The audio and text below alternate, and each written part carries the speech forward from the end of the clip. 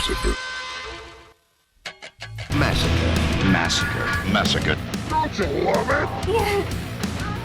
Yeah, this is Massacre Radio on the map because that's where we're at. I, of course, am Membersonly Dave, and boy, it's only episode 4, but they just don't get any bigger than this, do they, folks? As in just a few moments, I'll be speaking with John Rhodes, the legendary.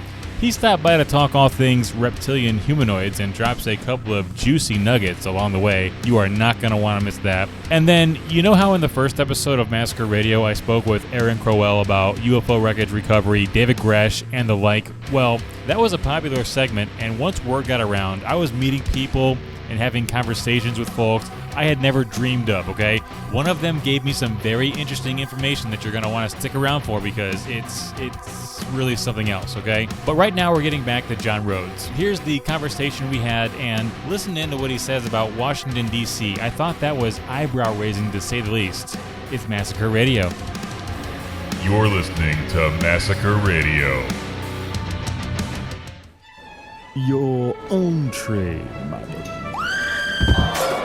What is that anyway? It appears less than grotesque, absolutely maddening. It's what she ordered. Here, have a bite.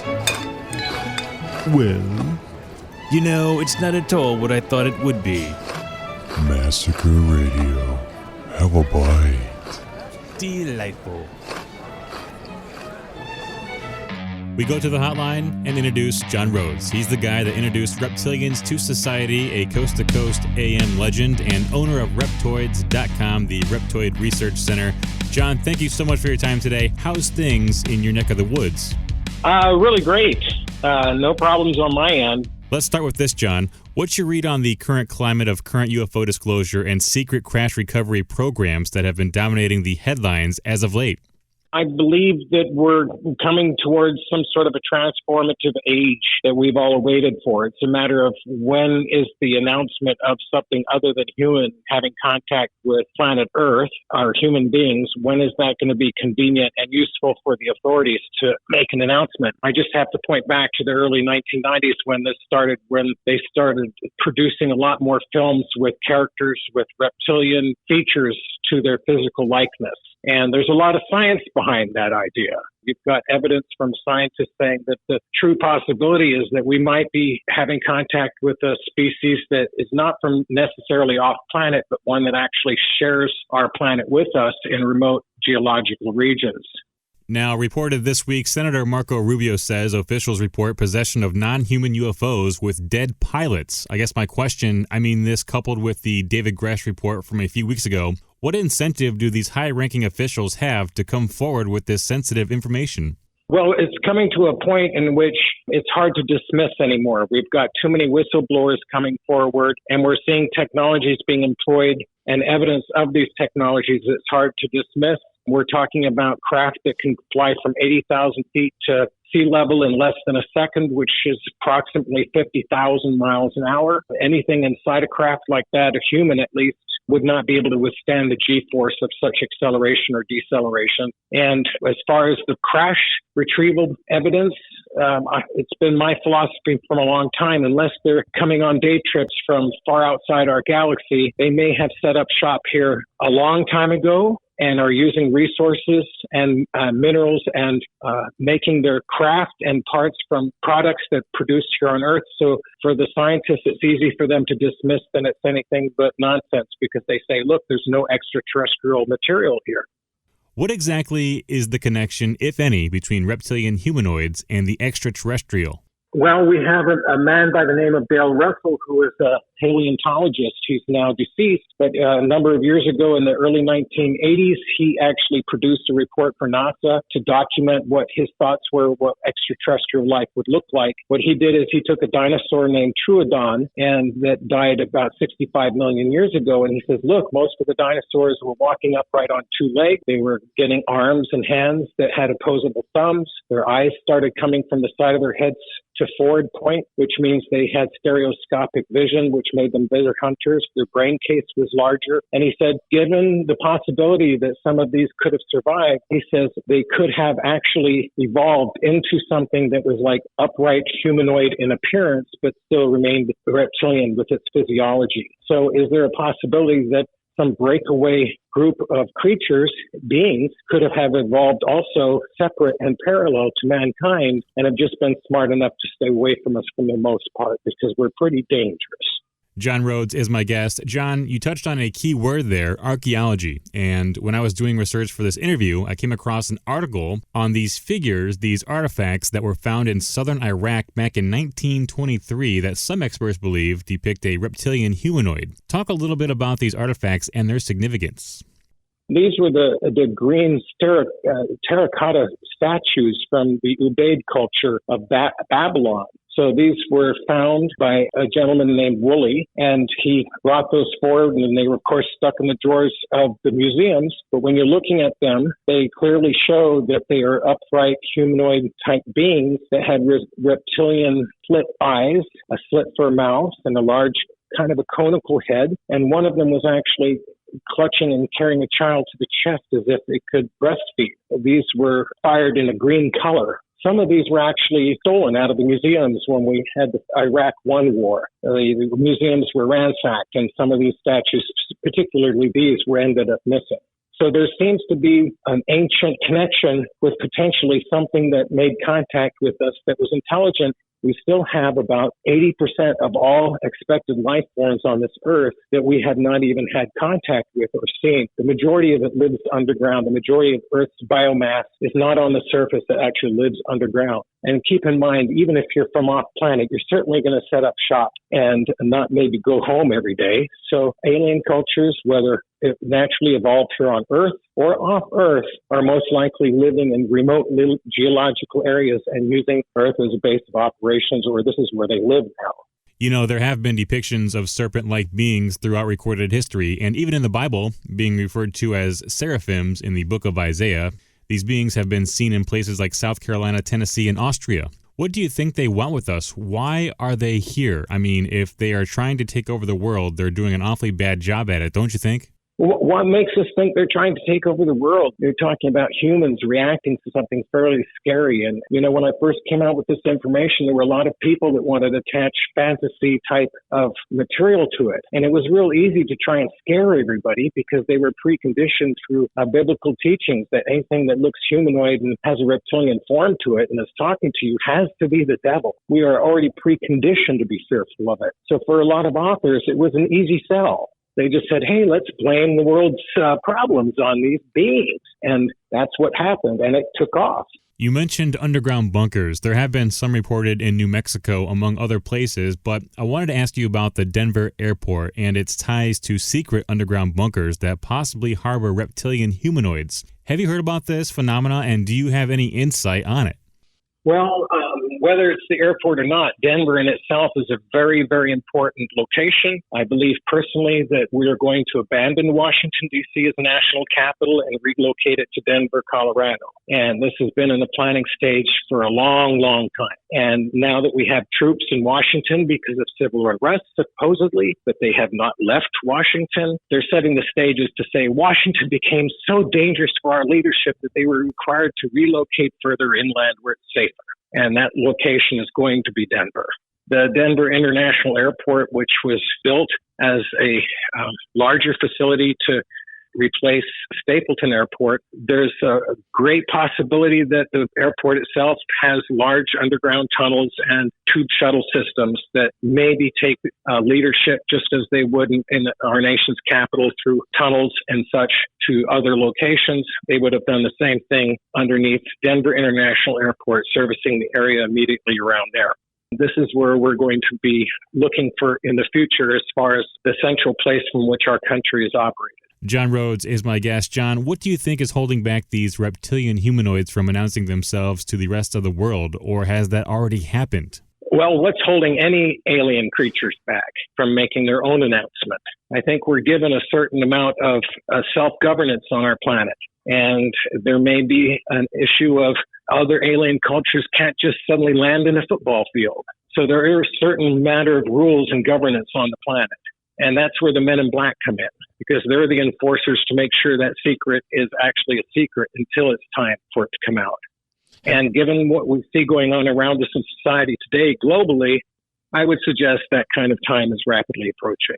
John, have you yourself ever encountered these so-called Men in Black that you speak of? Yes, I have. What can you tell us about your encounters with them, and when did it happen? Well, I encountered them one particular time with another person with me out at the Grand Canyon Caverns, south of the Grand Canyon off Highway 66. I was out there looking for a potential entrance to some sort of an underground facility there because it's one of the very few regions in the nation where they have dry caves and water sources. I was going out there 2 or 3 times, and a friend of mine said, "Hey, I got a phone call, and these guys told me that if you and Tony go back out there again, you're going to end up dead." And I thought that my friend was pulling my leg and just trying to energize my explorations with some sort of sense of excitement, and I didn't pay any attention. But when I got out there to to a pullout, it was literally in the middle of nowhere. Here's 2 guys in the black car. One remained by the vehicle. The other one came over to my vehicle. My friend refused to get out and blamed me for the encounter. He didn't want to deal with it. He was very nervous. I stepped out. They introduced themselves to me, or the one did. The other one never said anything. And he said some things about my private life and about private phone conversations I had earlier that day to kind of let me know that they're the ones listening without any mistake about it. And he told me that if I keep going out there, I'm going to end up lost or hurt, and maybe nobody would find me again. And I was very respectful. I appreciated them for being concerned, but I told them they had nothing to be concerned about. And I actually had the gonads to turn around on the balls of my feet and walk away and turn my back on them. Wow. And then my friend Tony and I just kept walking, and I said, don't look around, don't look back. We continued walking for about 15 minutes because it just didn't quite sink into us that we had actually met the Men in Black. I mean, the real ones. It's funny. It's like a post-contact encounter where people are dazed. We're walking out there, and I just finally said to him, did we actually meet 2 Men in Black? And my friend was like, I think so. At the top of the interview, I mentioned Coast to Coast AM, and you said you've been on other shows like Ancient Aliens and Unsolved Mysteries, but I also know you were on Jesse Ventura's show once upon a time. What can you tell us about Jesse Ventura and that whole experience being on his show? What was he like? Well, Jesse's an authentic being. He speaks out, and he doesn't care about what people think about what he says, and he's trying to get to the bottom of things. I didn't care about the Jesse Ventura episode because it turns out that the entire production team was nothing more than trying to attack David Icke, the English author who proposes, the king's a shapeshifter and all this other stuff going on, and he's very anti-Semitic and such like this. They were specifically going out to try and attack him and his credibility, trying to use me as a vehicle to do it, saying he's taken my work basically and he's produced all this fear and all this hatred amongst people. They weren't looking for the science of it. None of the scientific stuff I brought to the interview table was ever broadcast. And they ended up calling me an alien hunter, which I persistently said, I'm not that. I'm not out to hunt aliens. That sounds very aggressive. But Hollywood's that way. Most of these television shows out there, some of the most popular ones, have no ethics. They are willing to do pre-interviews with experts, get their information, and they feed them back through teleprompters to their main 5 characters or whatever. So information you bring out, even though you're not featured as an interviewee, are brought into the shows and basically taken from you because the producers have no concept of the research, but they present it according to their world point of view, not according to the expert's point of view. So it leaves me very sour. Interesting. Well, I guess I didn't know that there, John. What have you been working on recently, and what can you tell the folks about what you're currently working on, and where can they find you online? I know you have the website reptoids.com, but where else can they find you? They can find me on Facebook, John Rhodes, Crypto Hunter, CRYPTOHUNTER. They can find me out there. The research I'm doing now, if you think that the subject of reptilian humanoids was exciting, I can't tell you exactly what I'm working on now, but I'm working on something now that is going to be a real game changer. I've made some discoveries that can be verified by anybody sitting at home. It has to do with even why Denver is going to be our next national capital. And there are people who are working globally, and ever since since 2020. This is the big move. This is the big move to solidify everybody through fear. And I expect them to introduce some sort of potentially an extraterrestrial threat in order to draw us all together so we think of ourselves as humans instead of individual nations. I think now they're desperately trying to give this one world order a big push so they can say we're ready for contact. John, it was a pleasure. We will have to do this again sometime once you come forward with those details. John Rhodes has been my guest. John, thank you so much for your time today. Hey, you're welcome. It's been a pleasure. And thank you, everybody else out there, for looking into anything I may have mentioned. Please contact me, visit at the website or on Facebook. Massacre Radio. In the beginning, there was VHS and beta, then DVD, and now, in the 21st century, thanks to the advent of modern technology, we have streaming. With thousands of titles all at your fingertips, sometimes it's hard to find something even halfway decent to watch, but it doesn't have to be. Introducing Subgenius.tv, the only streaming service you need with hundreds of hand-picked titles at your convenience. Titles like The Pink Ladies, Corruption, and Night Terror. You'll never run out of interesting cinema to consume at home ever again. Subgenius.tv has it all, and then some. Besides, who has the space to store physical media anyway? Streaming is the future, and Subgenius.tv is here to pave the way. Don't be a coward. Sign up today with plans starting at $5.83 per month. Subgenius.tv. Don't make us tell you again. This summer, what has a face, two hands, tells time, and kills? The clock. Watch in horror as a demonic grandfather clock wreaks havoc. Why is it covered in human ears? It takes them! Lend us your ears, because in this town, it's always the witching hour. Shh, quiet.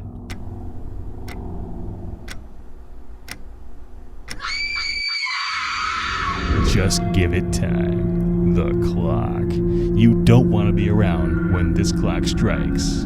Only in theaters this summer. If the truth is out there, he's gonna find it. Today, Membersonly Dave opens the lid. Yeah, that's right. It's Membersonly Dave, and this week I'm opening the lid on a number of things.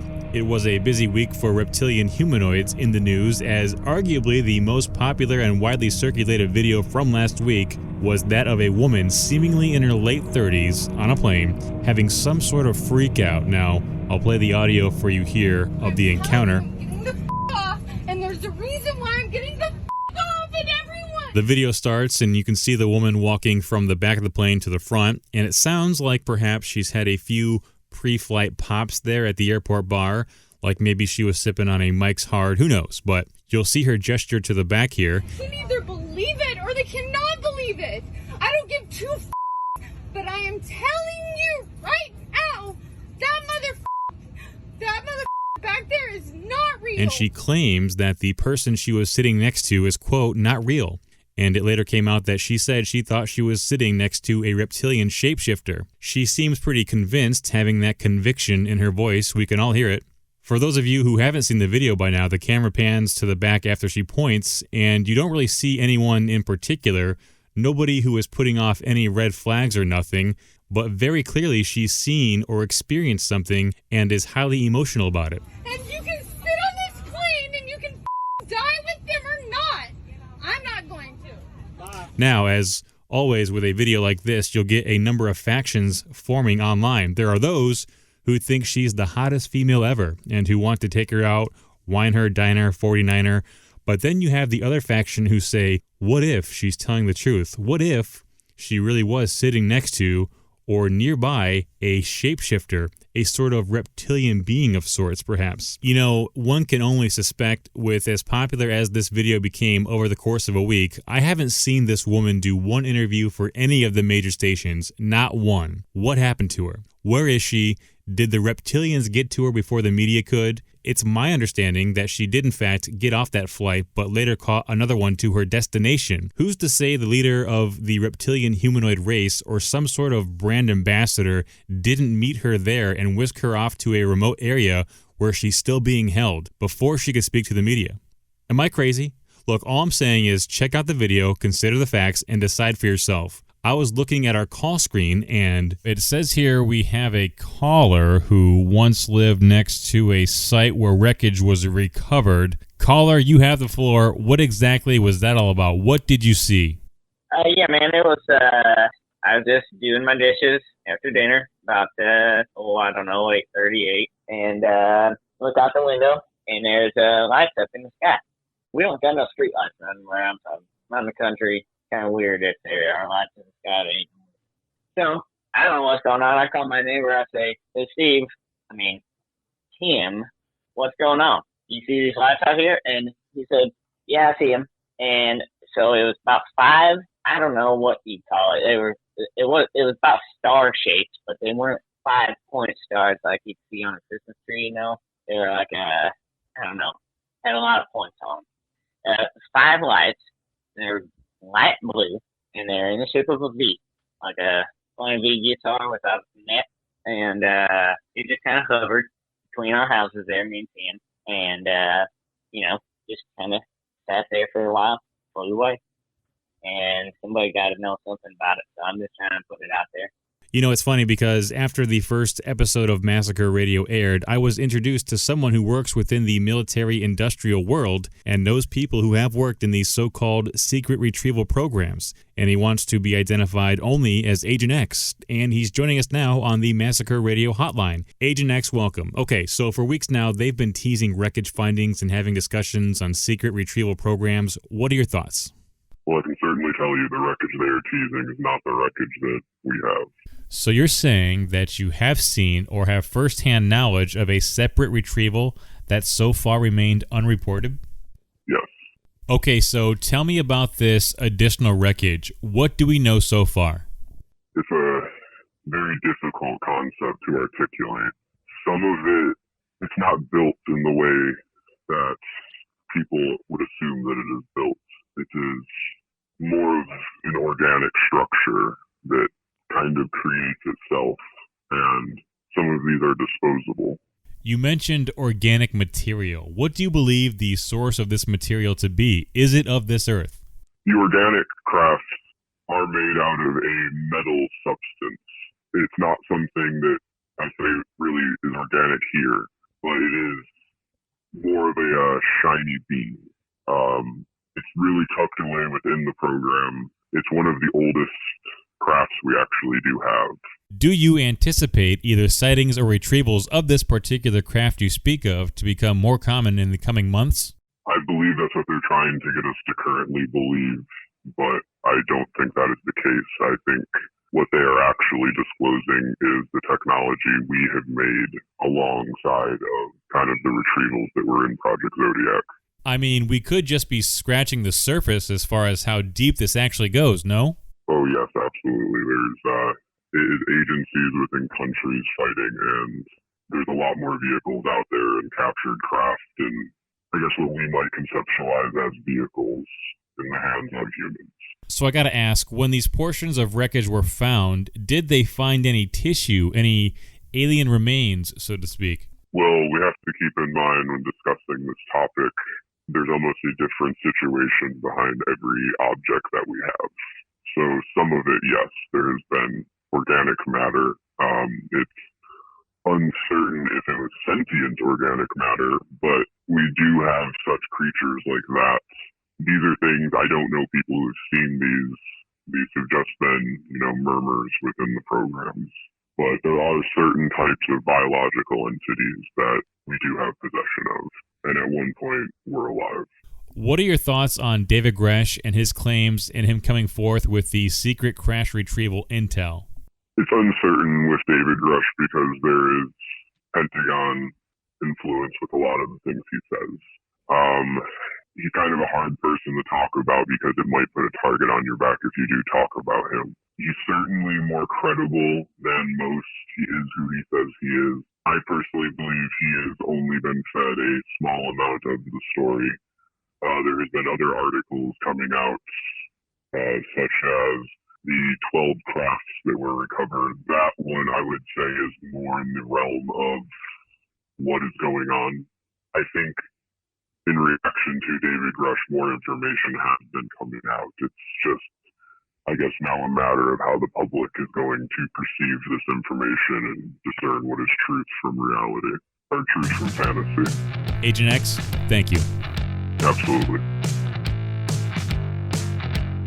Well, there you have it. I guess we'll just have to wait until next week to see what kind of fallout there is from that explosive Professor X admission. That is wild, wild stuff. Anyways, thanks to my guest, John Rhodes, all the callers, and all the listeners. I'm Members Only Dave for Massacre Radio. Take care, and I'll talk at you next week.